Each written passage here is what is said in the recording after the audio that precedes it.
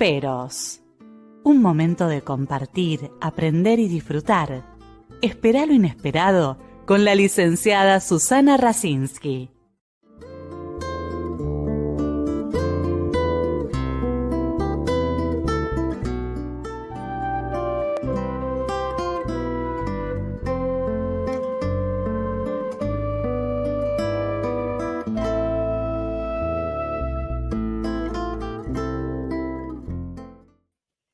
Muy buenas noches. Hoy tengo el gusto de recibir a una colega de Chile, de nuestro país hermano, y una estudiosa, una investigadora, que estuvo también en la traducción del tercer volumen de Winnicott, y que hoy nos trae un tema para mí fundamental, porque como venimos diciendo en distintos programas, lo importante que es los primeros tiempos en la relación de un niño con su familia. Y hoy nos va a hablar sobre el concepto de ilusión en el pensamiento de Winnicott. Bienvenida, Catalina. Hola, Susana.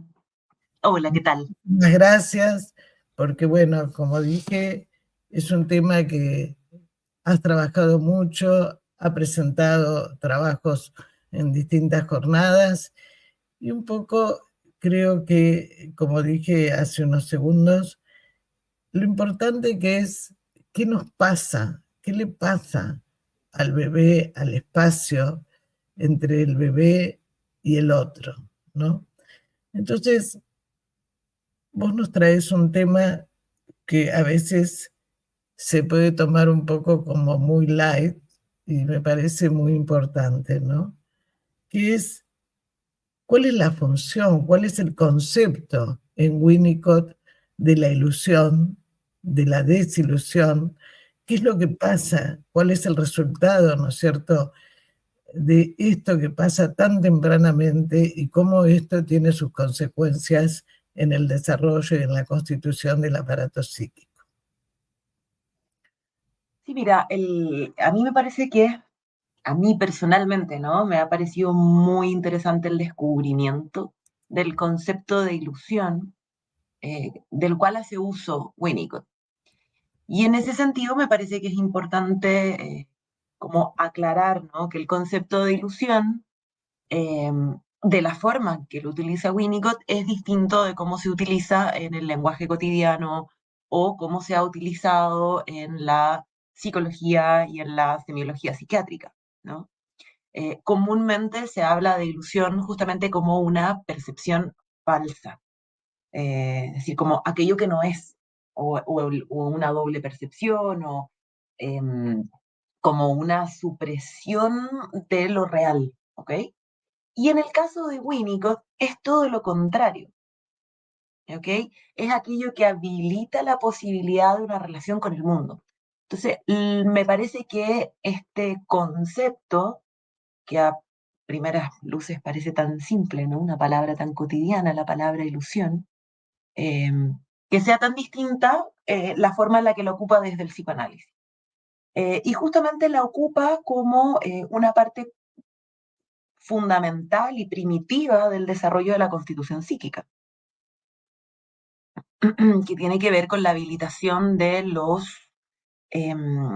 que él va a llamar los objetos y los fenómenos transicionales tan conocidos, ¿no?, como parte de la teoría de Winnicott. Sí, pero además vos haces hincapié, ¿no?, también en lo que es el espacio potencial que se establece, ¿no? A ver, lo que pasa es que el espacio potencial es justamente aquello que queda, ¿ok? Uno podría decir algo así como hay un proceso de constitución del aparato psíquico, del desarrollo primitivo, del desarrollo temprano, que tiene que ver justamente con aquello que ocurre entre lo que Winnicott va a llamar el desarrollo, perdón, la preocupación materna primaria, que es el merge, es el calce perfecto entre la madre y el niño. Y en este espacio de calce entre la madre y el niño, entre lo que el niño necesita, entre lo que el niño empieza a desear y aquello que la madre le provee, Winnicott va a decir, hay un calce perfecto. Y en ese calce va a generar que el niño tenga la experiencia de crear algo, de crear eso que encuentra, que es una de las primeras paradojas de Winnicott, ¿no? Winnicott va a decir, es la experiencia de omnipotencia, la experiencia de omnipotencia primaria, de crear lo encontrado. Y es en esa experiencia, que está revestida justamente de la ilusión, que la madre empieza poco a poco a fallar. Fallar, vamos a decir, empieza el proceso de desilusión. Y en este proceso de desilusión, la madre retira el calce perfecto, pero el niño ya se ha ido apropiando de estos objetos, ¿ok? Es decir, de su creación.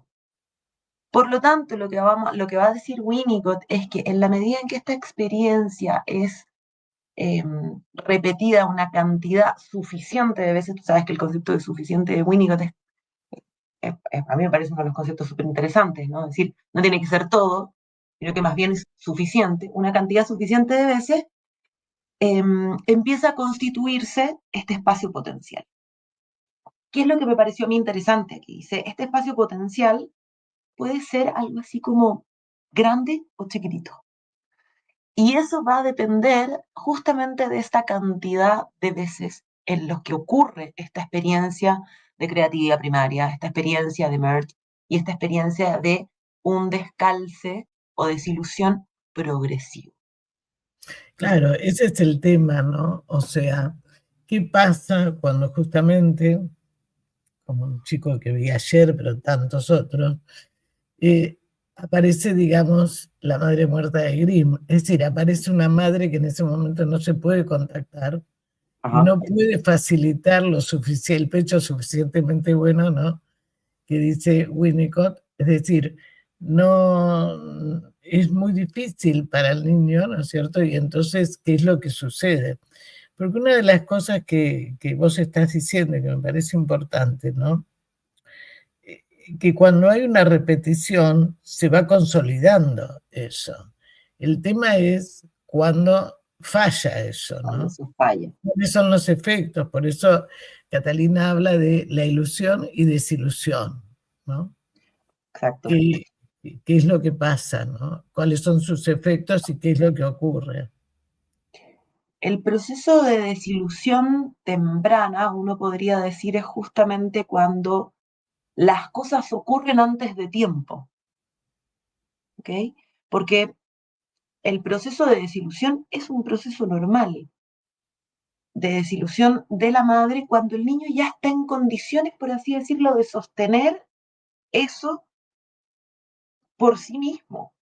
El problema ocurre cuando el ambiente, Winnicott lo va a conceptualizar en su forma más grave con la deprivación, ¿ok? Va a decir, ocurre algo, a diferencia de la psicosis, no es que no ocurre algo bueno entre esa madre y ese niño, ocurre ese proceso inicial donde se encuentran, ¿ok? Pero por diferentes motivos, la realidad se convierte en una realidad intrusiva, entra muy tempranamente, se produce este descalzo, lo que él va a llamar la desilusión temprana, y entonces el niño, la deprivación, ¿no es cierto?, le queda, va a decir, le es robado aquello que él creó. No sé si se entiende bien, digamos, cómo es que va creando estos objetos. En el encuentro de la madre con el niño va creyendo, o sea, va teniendo la experiencia de crear eso que encuentra. Entonces, a mí lo que me parece muy bonito de la ilusión es que es lo que le va a ir permitiendo apropiarse de los objetos. ¿Okay? Sí, le va permitiendo poner, apropiarse de tener una pero, experiencia de apropiación donde los objetos ya no son los objetos, sino que son sus objetos, su forma particular de relacionarse con el mundo. Es decir, no podría decir, la ilusión es aquello que permite la investidura de los objetos en el mundo para que los objetos pasen a ser propios, o la experiencia. claro, pero vos dijiste algo que me parece importantísimo, ¿no? ¿Qué pasa cuando la madre no posibilita eso? Y Exacto. la madre no puede tolerar que el niño, ¿no es cierto?, sea otro. O sea, que no siga fusionado, porque hay un primer momento que hay una fusión lógica. El tema es cuando a la madre le cuesta separarse de eso, ¿no? Y poder facilitarle esa creación, esa creatividad de poder poner en otros objetos que no sea solamente ella, ¿no? A ver, cuando el niño queda cautivo en este merge que va a decir Winnicott, ¿no? Más que fusión, él ocupa el concepto de merge como un cierre, ¿no? Es decir, no están fusionados, pero sí están juntitos así. Y entonces, claro, cuando la madre no permite la desilusión, que es el otro extremo de la desilusión temprana, lo que ocurre es la psicosis, ¿no? Pero Pero si uno habla de la desilusión temprana propiamente tal, y es lo que a mí me parece interesante que permite como un terreno de análisis el concepto de ilusión, uno podría decir, ok, cuando todo va bien, lo que queda de este proceso es el espacio potencial. Y sabemos cuáles son las implicancias del espacio potencial, ¿no? El uso del símbolo, la apropiación de los objetos, la posibilidad de sentirse real del sujeto, la experiencia cultural, la posibilidad del juego, todo eso está posibilitado por el espacio potencial. Que El todo punto es esto, que, Catalina, esto que vos decís y que trae Winnicott, es muy importante en lo que cada vez se trabaja más con la observación de bebés, con el trabajo de los bebés, ¿no? sí, Tener en cuenta estos conceptos, ¿no? sí, y cuáles son las posibilidades, cómo justamente el bebé va eh, relacionándose con los objetos, no como un objeto externo. Bueno, va a decir, ¿no? El objeto transicional, dice Winnicott, es la primera posesión. Me parece que es interesante porque en realidad el objeto transicional no es un objeto, es una posesión. Y él va a decir que es una posesión no mí. Es decir, no es interna, ¿no? No está en el mundo interno, no es subjetivo, pero tampoco es 100% externo. Es parte de esta zona, de esta tercera zona de experiencia, que son los fenómenos transicionales, eh, que está construida, está justamente el puente sobre el cual está construido eso es la ilusión, va a decir. Y entonces este objeto que no es ni subjetivo, ni completamente objetivo de afuera, pasa a ser una posesión. La palabra posesión a mí me parece que es muy interesante, perdón, no me sale la palabra, porque es justamente eso lo que habilita poder hacerse del mundo, poder hacer propio el mundo. Y entonces Winnicott va a decir que esta tercera zona es lo que permite el enriquecimiento de la experiencia. No son los objetos fríos, diría uno de ahí afuera, ni son mis objetos eh, fantasiosos internos. No, pero Eh, aparte, cuando vos trabajás con los niños, por ahí si tenés algún para allá iba. ejemplo para que la audiencia que no es psicóloga pueda entenderlo más, nosotros lo que vemos es esa relación con los objetos, esa relación con los objetos que transfiere, que se desplaza la relación que ha tenido en estos primeros momentos, porque vos también en el trabajo, que a mí me pareció, lo hablamos antes del programa, algo que es muy importante y que a veces no se tiene en cuenta, que la capacidad de usar algo define las posibilidades de movimiento del sujeto. Muy, Esto es fundamental para mí. Y lo que yo te decía, todo esto, la escuela francesa lo ha trabajado muchísimo, Saint-Malí, Lapierre, ¿no? ¿Qué pasa con el espacio y el tiempo? Donde en un primer momento es definido, ¿no es cierto?, por la madre, pero en esa interacción se va armando eso. Entonces, la capacidad, digamos, de poder utilizar los objetos, de poder abrirse, ¿no? Le permite eso. Si podés explicarlo un poco más o poner algún ejemplo, si querés. sí, yo creo que, a ver, un poco aquí el tema es, yo puedo usar aquello que es mío, aquello que hago mío, aquello de lo cual yo me puedo apropiar, ¿no? Simbólicamente, es decir, puedo hacer un uso de eso. Y la capacidad de usar es lo que está determinado por justamente este proceso de ilusión, que uno podría decirlo como no hay manera de relacionarse simbólicamente si no es vía la ilusión. Eso permite la apropiación. Una vez que tengo eso y puedo usarlo, ya sea, por ejemplo, para calmarme, para combatir la angustia, eh, para sentirme real, para hacerme, para hacer propio un espacio, lo que tú decías, esa capacidad, por supuesto, que determina las posibilidades de movimiento y uno podría decir del sujeto en tanto crecimiento de la persona.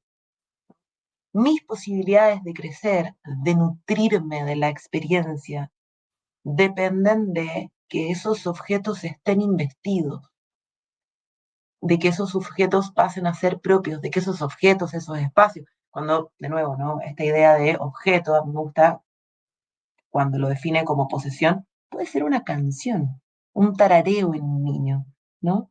Eso que hacen los niños también cuando están solos, un poquito más grandes, y tararean una canción, hay algo en esa canción que ya están puestos ellos ahí. La canción no es una canción y no es producto de su fantasía, es una canción del mundo investida con mi propia ilusión hecha propia y entonces la puedo usar, por ejemplo, para calmarme. De ahí esta idea de que poder usar las cosas determina las posibilidades de crecimiento de un sujeto, porque le permiten sentirse real, sentirse vivo. No Sí, sé sí, si me sí, explico. sí, sí, sí.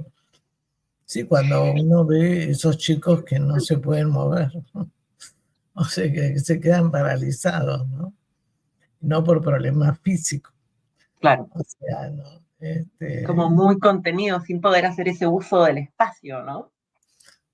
Exacto, Porque no es propio, es un espacio concreto, no simbólico, externo, amenazante, ¿no es cierto? pero ahí está también, ¿no? Cuando lo habilita la madre o quien lo Mm. críe, ¿no?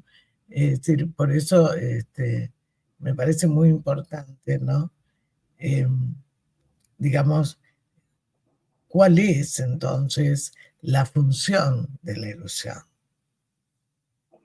La función de la ilusión, dicho más o menos en simple, uno diría, en este proceso de presentación del mundo que hace la madre, ¿no? De presentar el mundo y los objetos, la ilusión es ese matiz, es esa investidura necesaria que permite que los objetos sean propios y por lo tanto que tenga el sujeto la experiencia de omnipotencia y la experiencia de creatividad primaria. Es decir, que yo soy capaz de crear algo. Esa es la importancia de la ilusión. Y eso tiene consecuencias. Yo no trabajo con niños, ¿no? Trabajo con adultos. Sí, pero también lo ves en adultos, las Es que, huellas es de que esto. eso es lo que a mí me ha llamado mucho la atención como una dimensión del análisis interesante, porque se ven las consecuencias tan claras en un adulto, Y por eso dije las ¿no? huellas, sí, sí, sí. Exacto. O sea, más que una huella, es tan evidente cuando empiezo a mirar este tema de la ilusión, ¿no? Lo que planteo es una idea de una fenomenología de las patologías de la ilusión, justamente pensando en cuando ha ocurrido una falla en la desilusión temprana, y no podría decir espectro o espacio potencial, si uno dice, bueno, tengo este espacio potencial, habrán sujetos que tengan, voy a ser más mega concreta, ¿no? Pero que tengan esto y habrán otros que tengan esto disponible. Cuando ese espacio potencial no está, hablamos ya de psicosis y es un espacio concreto. Acá ha ocurrido eso que tenía que ocurrir, pero puede ocurrir en mayor o menor medida, es decir, hay mayor o menor capacidad simbólica. ¿cierto? Claro, justamente una de las cosas que habilita la ilusión es el proceso de subjetivación. Entonces, Exacto. cuando vos ves, ¿no es cierto?, en adultos, cómo les cuesta llegar a la representación, donde aparece todo el fenómeno de acting, aparece toda la parte de somatización, Ujú. y les cuesta mucho ligar. Entonces, todo esto, ¿no es cierto?, tiene que ver justamente con algunas fallas en este proceso de afirmarse la experiencia placentera del espacio potencial de todo lo que era la ilusión, ¿no? Y que uno lo ve, o sea, no es una cuestión de edad, ¿no? Sino No, que digamos, la capacidad de ilusión, cómo tiene que estar garantizada por esa experiencia que vos decís. exacto.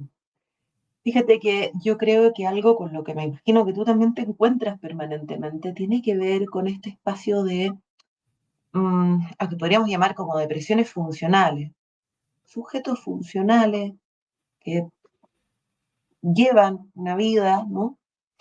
Pero que no se sienten reales, no sienten que la experiencia los nutre realmente, que no sienten eh, una plena experiencia, diría uno, de sentido propio. No, porque ahí encontrás, digamos, lo que Martí habla de pensamiento operatorio, o sea, esos pacientes que te cuentan lo que hacen, Ujú. que no hablan de lo que sienten, o sea, está más en lo que hacen, en la acción. Entonces, ¿qué pasa? Es como que es así, esas cosas más monótonas, más reiterativas, ¿no? Eso que vos decías, que dice Winnicott, ¿no? Esa posibilidad de crear. Cuando el chico mete el dedo en algún lado y se sorprende, o escucha la música de algo, ¿no? Y se sorprende, o el ruido que hace su cuerpo, ¿no? Bueno, todas esas experiencias que por ahí fueron suprimidas por el otro que lo atendía, ¿qué huellas quedan, no? Porque eso, digamos, va en detrimento de la parte de los afectos, es todo más descarga. Entonces son pacientes que, digamos, tienen una vida y sobre todo un funcionamiento psíquico que no llegan, les cuesta muchísimo la simbolización, la representación. Por eso acá entramos también en otro tema que también lo trabaja Winnicott, la importancia de los sueños, ¿no? Ujú. Que vos también algo este, expresás en... Am, Más que de los sueños, o por lo menos en este trabajo, ¿no? De la fenomenología, de las patologías de la ilusión, me parece que más que de los sueños propiamente tal, del análisis de los sueños, es la posibilidad de decir, bueno, soñar y vivir están de un lado, versus fantasear está del otro. El concepto de fantaseo en Winnicott es un estado disociado, dice él, del cual el sujeto no se puede nutrir, y que no tiene que ver con el soñar. El soñar y el vivir están dispuestos a la represión, ¿no? Y porque son movilizadores, porque son reales, versus el sujeto que está en este estado disociado de fantaseo, que es una experiencia que no lo nutre, Que no lo... que no lo nutre, Bueno, ¿no? a ver, hay que entender un poco qué significa eso, porque, por ejemplo, cuando una persona no recuerda los sueños o tiene trastornos de sueños, Ujú. es más fácil la somatización, la descarga en el cuerpo, ¿no? El tema es que creo que Winnicott en ese sentido no es que el sueño, ¿no? Sino que la persona cuando no puede soñar nunca, ¿no? ¿Qué es lo que le pasa? Porque justamente en el sueño aparece la condensación, el desplazamiento, cosas que la persona te dice, no entiendo nada de lo que me pasa, pero no se permite, ¿no? En ese juego, ¿no? Que no entiende, porque justamente es descifrar, ¿no? Con la ayuda del terapeuta, qué es lo que pasa. Pero creo que cuando vos Pero decís, ese desciframiento Winnicott va a decir, está en el terreno del juego, está en el terreno de Exactamente, poder jugar con el analista, por ejemplo, exactamente. mirar eso. Por Y por eso lo dije tanto, que para que lo depende. aclares, porque por ahí hay colegas, ¿no es cierto? O sea, y gente, ¿no? ¿Qué significa? Para nosotros el sueño es muy importante. No para nosotros, ¿no? Para el funcionamiento, digamos, del paciente. Pero el tema es, como vos dijiste, la diferencia entre ilusión, entre fantasía, ¿no? O sea, son conceptos Fantasía, distintos. Winnicott hace la diferencia bien radical entre fantasía y fantaseo. Y por eso es que dice que la fantasía, dice, es más primaria que la realidad y en este encuentro con la realidad se va enriqueciendo el sujeto a través de la ilusión. Y eso está perfecto y eso es un proceso normal. El fantaseo, uno podría decir, como que si uno da ejemplos, ¿no? Tiene que ver con esa actividad psíquica que mantiene al sujeto sin moverse, que lo mantiene estático, que no lo moviliza a ningún lugar, porque no inviste nada. Es una especie de Claro, estasis, ¿no? Fantasiosa que no enriquece, que no moviliza, que no apropia, que no inviste. pero es muy importante esa diferencia que haces para que la gente vea que son dos conceptos distintos, ¿no? O sea, cuando la persona utiliza ese fantaseo primitivo como defensa y no sale de ahí, queda Exacto, atrapado, ¿no? exacto. Como defensa, es exactamente eso, ¿no? Es como defensa. No como una actividad enriquecedora. Exactamente, Y por eso exactamente. es que en este orden de cosas donde el espacio potencial existe, ojo, porque existe, pero, por ejemplo, de forma acotada, lo que vemos son un montón de fenomenologías eh, clínicas que tienen que ver, por ejemplo, con sujetos que no se movilizan, ni clínicamente, ni emocionalmente tampoco, ¿no? Lo que da es una sensación de detención, y de ahí vuelvo a la idea de usar, porque no son capaces de usar eso, de usar esos objetos, como decía, por ejemplo, la canción, la cancioncita, el tarareo, puede usarse si se ha hecho propio, si no es solo música. Eh, y entonces, eh, el fantaseo, uno podría decir, no está a disposición para ser usado y movilizar al sujeto, a diferencia de un sueño, independiente que lo recuerde o no. No, claro, claro. Claro, pero además cuando vos decís, no sé si podés traer algún ejemplo clínico, ¿no? Para que la gente comprenda más. ¿Qué significa que no se mueve, que queda ahí, ¿no? O Interesante sea, la pregunta. claro, Recuerdo porque un paciente que siempre me decía, ¿no? Como, al final me decía, todo suma cero.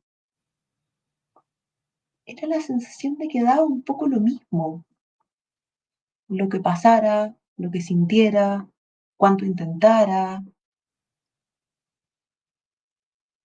todo sumaba cero. Esa sensación de que subjetivamente estaba siempre en el mismo lugar. ¿No? Un paciente melancolizado, sin duda, ¿no? Que no lograba encontrar, era interesante, porque estos pacientes no es que no le vean un sentido a la vida, es que dicen, sí, la vida tiene un sentido, sí, yo puedo entender la importancia del amor, puedo entender la ambición, o puedo entender un montón de conceptos, ¿no? Por los cuales los otros sujetos se mueven. Es eso que le ocurre a los otros, pero yo claro, me puedo apropiar. pero es interesante el ejemplo, por eso porque cuando la persona te dice, sí, yo entiendo que es importante esto, pero yo A mí, no me pasa nada. Va. exacto, Ahí es lo que nosotros vemos, la decisión que tiene inconscientemente, donde se quedó en ese lugar primitivo que no le habilitaron ese espacio para usar los objetos, para crear los objetos. Ahí vemos esa cosa de, como dice Luis Cabré, digamos, como ese coágulo, ¿no? Que quedó ahí, viste, en Lacan, esa cosa forcluida, ¿no? Diferentes autores, pero digamos que quedó ahí y que ese es el trabajo nuestro, ¿no? ¿Cómo podemos hacer para empezar lo que la mamá o el papá o quien lo crió no pudo? Y ese o es el inició y quedó detenido, o no. Me gusta la idea de Winnicott de un espacio que no está habilitado aún. No, bueno, nunca ¿No? estuvo. Por eso Exacto. ahí creo que lo importante, que ahora nos vas a tratar de decir, cómo lo abordás, ¿no? Es decir, esa es la función que la gente que nos escucha, hay gente que no es psicoanalista, pero que justamente, si en algún momento no pudo tener esa posibilidad y pasa la vida como nada, no hay nada, ¿no? Esa sensación de vacío, esos agujeros negros que se queda atrapado ahí, que justamente la función del terapeuta es posibilitarle tener una experiencia distinta a la que tuvo, como para poder empezar, ¿no? Es permitir, más que una cura por la palabra, ¿no? Es la posibilidad de investir la experiencia para decir palabras nuevas. Algo así, ¿no? Me parece que es armar otra invitar historia. al sujeto adulto a jugar para empezar a simbolizar, para empezar a sentir, no diría, sentir por primera vez la experiencia, de ir haciendo propio aquello que le ocurre. Entonces, el psicoanálisis abre la posibilidad de la experiencia, ¿no? A través de una intimidad simbolizante, que es lo que ocurre en el espacio analítico. Diría yo, una intimidad simbolizante que moviliza la investidura y que le va permitiendo, como te decía, justamente conquistar nuevos territorios de la experiencia. Sí, es muy importante la actitud, ¿no?, del terapeuta, la parte empática, La ¿no? Esa cosa que disponibilidad. vos decías, no solo la palabra, ¿no? Que la persona con el tiempo, porque esto no es una cosa que se logra en una sesión, en 2 sesiones. No, yo diría No. que este orden de cosas es particularmente lento. Sí, pero justamente porque hay mucho temor a salir de eso, que está coagulado, ¿no es cierto? Y que se vuelva a repetir lo mismo, ¿no? La gente te dice, bueno, pero yo siempre hice esto, ¿cómo, no? Otra cosa no se me ocurre. Pero bueno, ¿te acordás? No sé si has leído algo de Janine Bouchet, cuando ella dice una experiencia de malestar, convertirla en una experiencia de bienestar, ¿no? Entonces creo que esto es un poco a lo que vos apuntás con rescatar un poco lo que es la ilusión en este maestro nuestro que es Winnicott. Sí, sí, sin duda. Y como te decía, yo creo que hay muchas características, como hay mucha fenomenología bien evidente de cuando este espacio potencial está reducido. Porque no es solamente el no poder apropiarse, como te decía, este no poder jugar, es este no poder soñar, es también una sensación que vemos hoy día tanto de como de cansancio permanente. Porque si yo no me nutro de mis experiencias, me desnutro en cada una. Entonces lo que tengo son sujetos hipercansados también, ¿no? Que no se van, eh, sí, yo creo que nutrirse es probablemente la palabra que a mí más sentido me hace, ¿no? Enriqueciéndose de aquello que les va ocurriendo.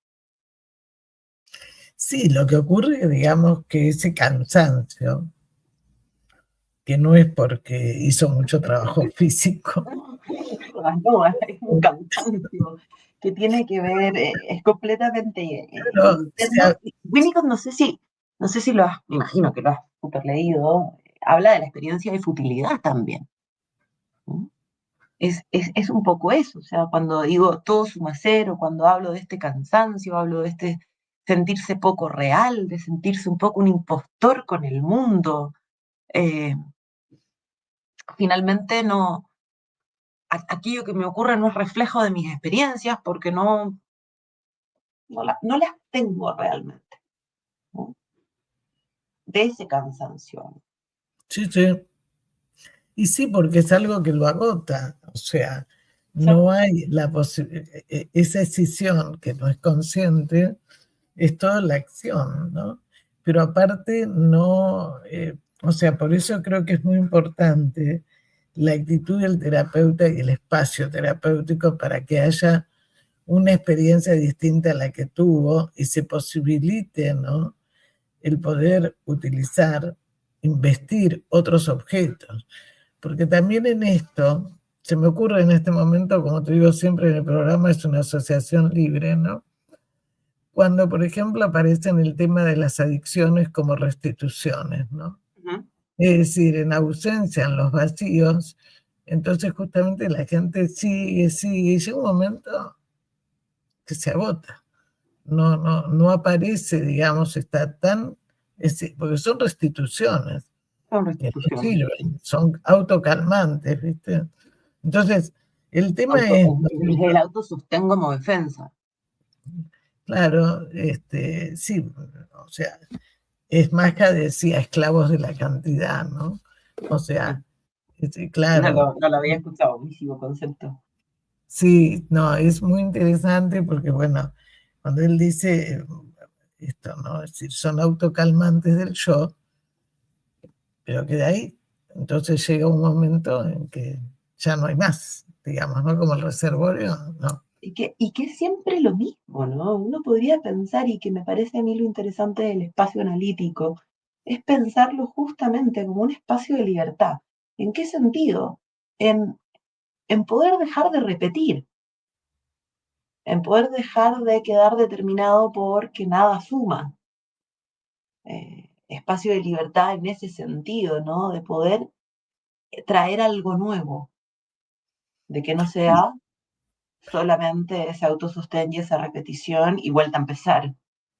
Sí, queremos aclarar, bueno, la sumo a Catalina, pero bueno, que cuando la persona repite, no es que lo haga a propósito, o sea, esa repetición, ¿no es cierto?, es la necesidad es primero lo que pudo aprender, entre comillas, pero además es una necesidad para no desorganizarse, ¿no? Entonces, repite, ¿no?, la misma cosa y que a veces son esas personas que agotan, que cansan, que aburren, porque es todo lo mismo, no tiene nada, ¿no?, que contar, Y se entre cansan comillas. ellos mismos. O sea, no es una elección, de ahí la idea de la libertad, ¿no? Entendiendo el concepto y matizado, relativizado de libertad, ¿no? Pero justamente la repetición no es una elección, sino que es el no poder hacer otra cosa. Es el quedar determinado en un loop sin fin. A eso, ¿no? La repetición inconsciente. Sí, sí. Y por ejemplo, tu abordaje en estos pacientes. En la clínica. Sí, sí, sí. Uy, son tantas aristas, te diría yo, en términos fenomenológicos. Pero en general, a mí me hace muchísimo sentido, y diría que dos ideas. Por una parte, una presencia, la presencia en el espacio analítico. Son pacientes que para uno es muy fácil irse, justamente porque repiten, ¿no? Y entonces da la sensación de que el espacio se empieza a volver también medio intangible. Creo que la presencia es fundamental del analista, el mantenerse vivo, esta es la idea, ¿no? Y por otra parte, este invitarlo a jugar.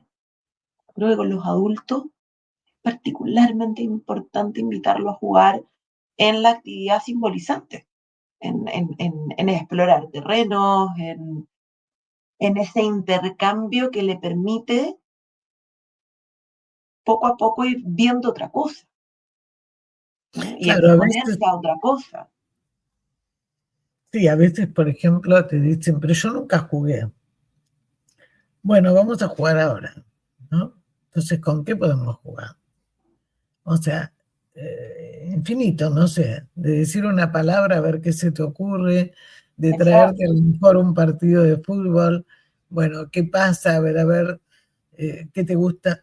O sea, siempre hay algún elemento que el otro trae, que es importante que lo eh, registre el terapeuta.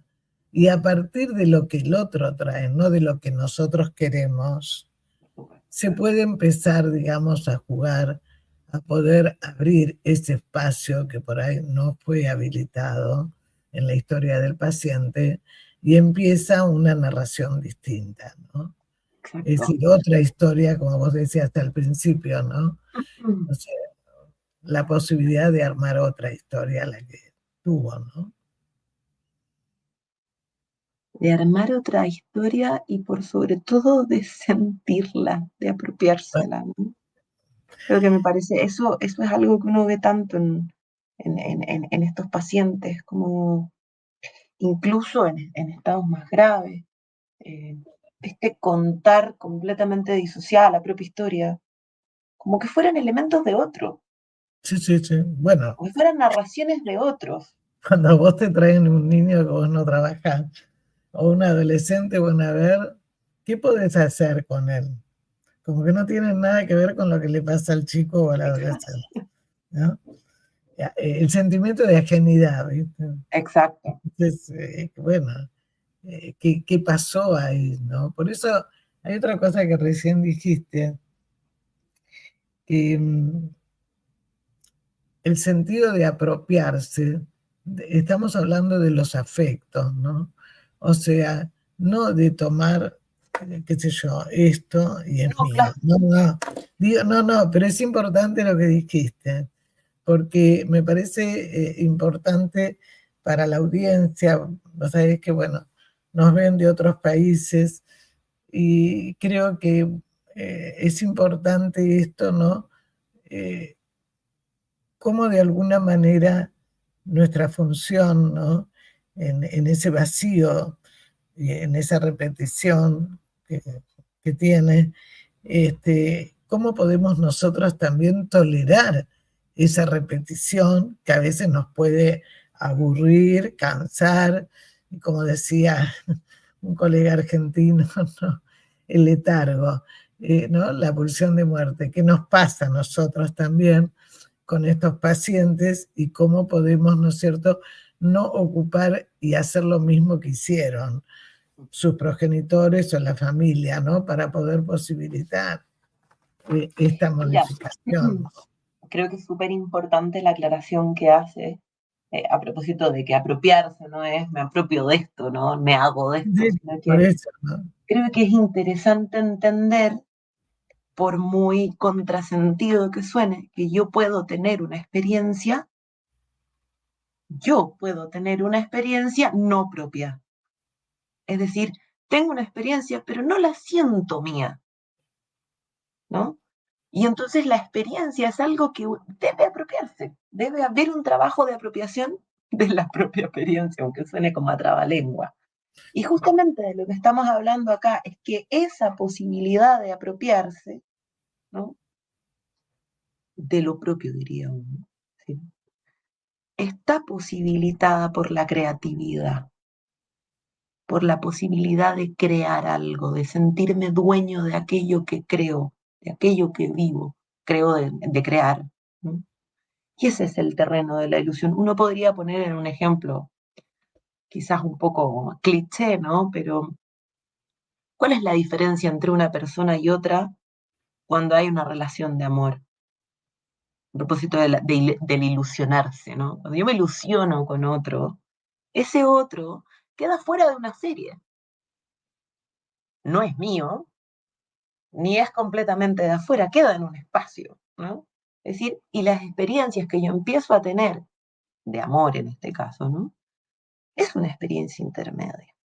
Es una experiencia donde yo me apropio de algo que antes no existía, que es esa relación. Por ejemplo, cuando uno, que me parece que ahí sí está entendido cotidianamente el concepto de y me ilusiono con el otro, ¿no? Y cuando yo digo estoy ilusionado con tal persona, por ejemplo, no es falso, no es que eso no exista, no es una ilusión falsa, es algo que existe, es algo nuevo, es algo sacado de esa serie que de alguna manera me permite que aquello que me ocurre es un entre y es propio.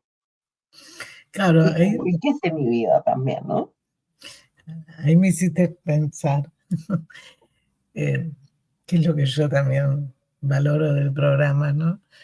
El intercambiar con tanta gente y seguir descubriendo y asociando, ¿no? En el ejemplo que pusiste es el amor, ¿no? La diferencia también con la idealización y la ilusión, ¿no? Historias distintas, ¿no? La Bueno, idealización versus el ilusionarse desde como estamos entendiendo la ilusión de la propuesta de Winnicott, ¿no? claro, porque una de las cosas que cuando la persona idealiza, ¿no? Puede caer, es un exceso, en un yo ideal, en una omnipotencia que lo puede llevar después a situaciones muy graves, ¿no? Por la frustración, por la caída. Pero una de las cosas que Catalina también expresa en el trabajo, ¿no? Las capacidades que garantizan de algún modo la capacidad de ilusión. ¿Vos lo Capacidad de esperar algo, ¿no?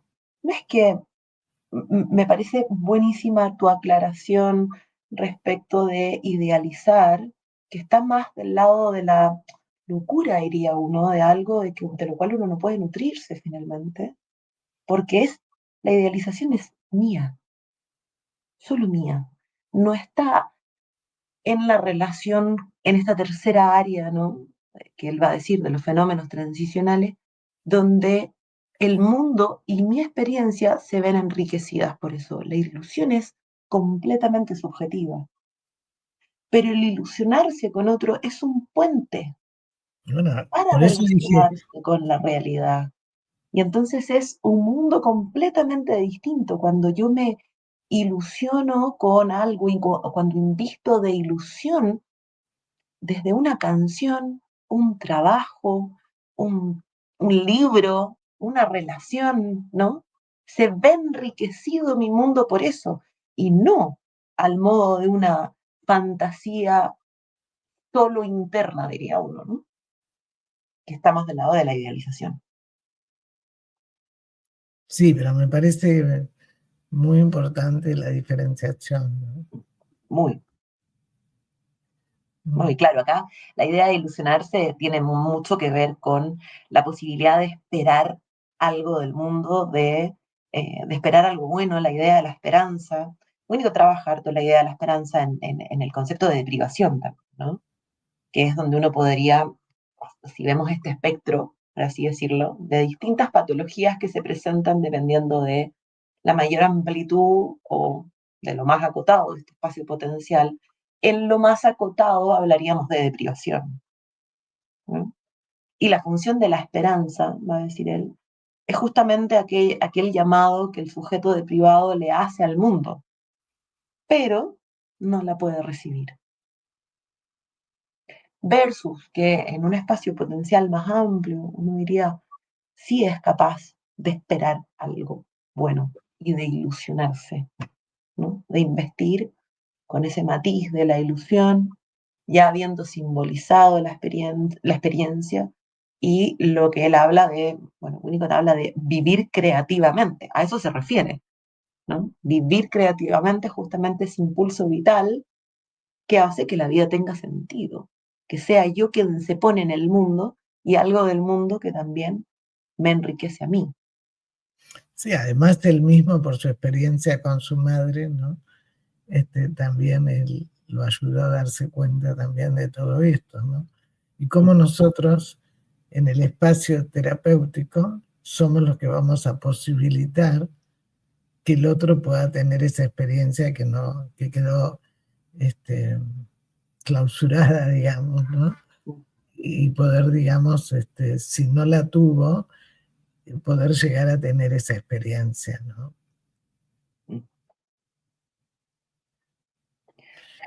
Ese es el trabajo. Y eso es lo que me parece interesante de poder pensar justamente esta dimensión del análisis, por fuera quizás del trauma, sino que justamente de ese trabajo, de cómo permitir, ¿no? De cómo ir trabajando las posibilidades yo diría, de hacer crecer el espacio potencial, de poner mayor potencialidad a disposición del sujeto para sentirse vivo, me decía. Por ejemplo, en ese paciente que nombrabas, ¿no? ¿Cómo fuiste haciendo que podés decir, nos quedan, ya se fue el programa, pero como para que cierres y quede, digamos, ¿cómo pudiste decir con él? Nunca lo hacemos solos, sino con la ayuda del otro, ¿no? En este caso. Sea, exacto, es ponerse justamente a disposición. Yo creo que hay un trabajo muy bonito, ¿no? Al principio, porque son pacientes que pueden parecer confiados, pero en realidad no lo son, justamente porque no esperan nada de ti, porque la experiencia les ha enseñado que nada cambia, ¿no? La experiencia les ha enseñado que todo suma cero. Y entonces el primer trabajo creo que tiene que ver justamente con ponerse a disposición para que el otro tenga la experiencia de que puede esperar algo diferente. Creo que ese es el primer trabajo y es un trabajo que en sí mismo ya es muy largo, ¿no?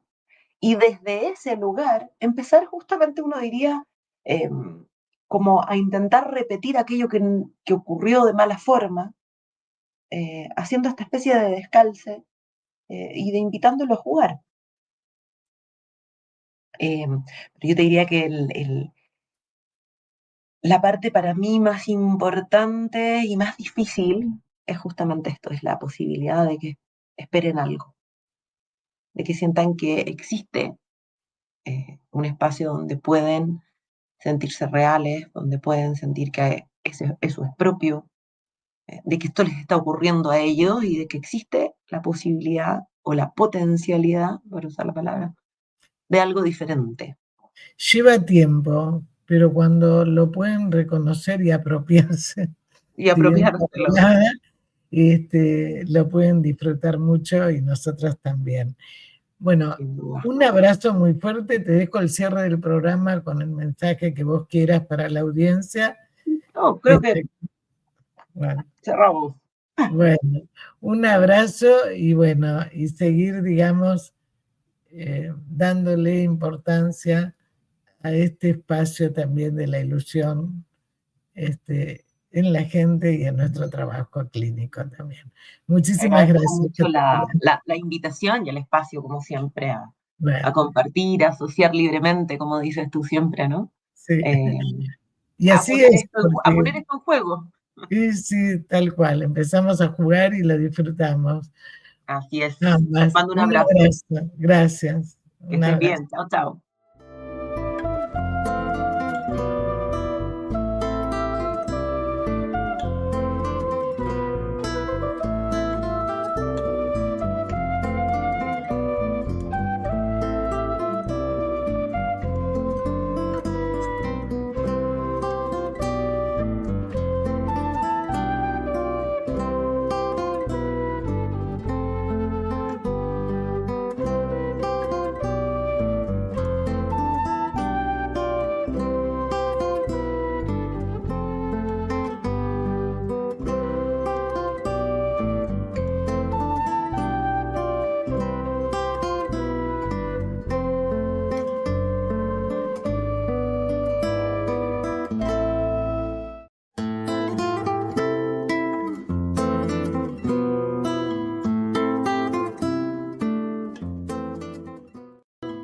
Sin peros. Un momento de compartir, aprender y disfrutar. Espera lo inesperado con la licenciada Susana Rasinski.